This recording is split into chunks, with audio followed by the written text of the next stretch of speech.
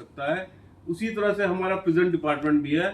हमारे जो सुपरिटेंडेंट है, हमारे जो अधिकारी और कर्मचारी हैं, जो डिप्टी सुपरिटेंडेंट हैं, जो असिस्टेंट सुपरिटेंडेंट हैं, जो सब असिस्टेंट सुपरिटेंडेंट हैं, जो वार्डन है, तो हमारी स्थिति ये है कि हमको भी लगातार अपराध पे नज़र रखनी पड़ेगी और लगातार इन अपराधियों पे नज़र रखनी पड़ेगी कि ये इस तरह की कोई हरकत न कर पाए।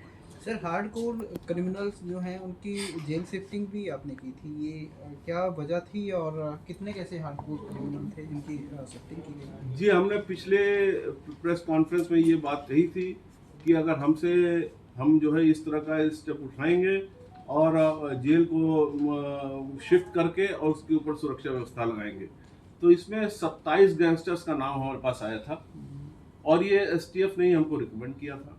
उसको एग्जामिन किया गया और उनकी जेलों को शिफ्ट किया गया, इस चीज़ को मद्देनज़र रखते हुए कि इस कम्युनिकेशन को, इस संचार तंत्र को जो अवैधानिक है, जो इलीगल संचार तंत्र है अपराधियों का, उसको नष्ट करने के उद्देश्य से इसको ट्रांसफर किया गया।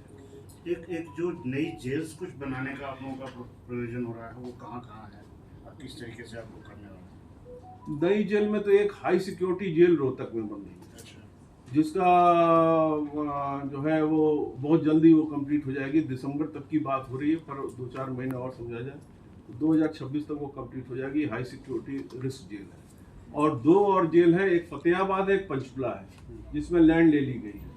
तो इस समय निर्माणाधीन संख्या ये है और हमने पिछली बार भी संख्या दी थी कि हमारे पास बंदियों की संख्या 27,000 है, कैपेसिटी हमारी 22,000 की है, ज़्यादा ओवर क्राउडिंग नहीं है, चीज़ों को फैसिलिटेट करके रखा गया है और इन 3 जेलों के निर्माण के बाद हमारे पास और अच्छी खासी कैपेसिटी हो जाएगी। तो रेवाड़ी तो तैयार हो गई थी सर, रेवाड़ी अभी कुछ हुआ उसमें?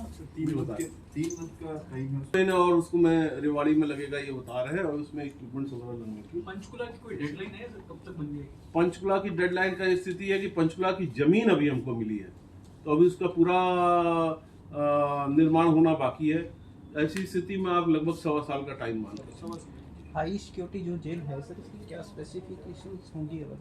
हाई सिक्योरिटी जेल में हमारे जो स्पेसिफिक इश्यूज हैं, वो सबसे पहली बात यह है कि किस तरह से हम ऐसा उसमें व्यवस्था करेंगे जिसमें कि इनका संचार तंत्र बाहर काम न कर सके और मिलने वालों को, मतलब एक हाई सिक्योरिटी रिस्क जेल का बेसिक मतलब यह है कि जो इस तरह के लोग हैं उनको सबको एक ही जेल में रखे और उसके ऊपर अपनी सुरक्षा व्यवस्था लगाएं, जिससे कि उनका बाहर से बातचीत और कम्युनिकेशन न हो सके।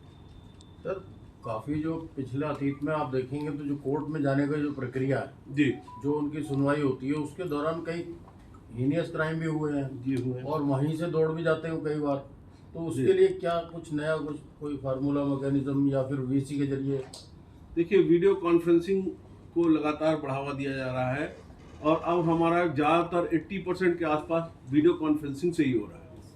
तो वीडियो कॉन्फ्रेंसिंग देने के बाद से जो पुलिस हमारी सुरक्षा व्यवस्था में लगी रहती थी, एस्कॉर्ट ड्यूटी में लगी रहती थी, वो भी फ्री हैं और इसमें रिस्क भी कम इन्वॉल्व है कि इनको वीडियो कॉन्फ्रेंसिंग से इस तरह से फैसिलिटेट किया जा रहा है।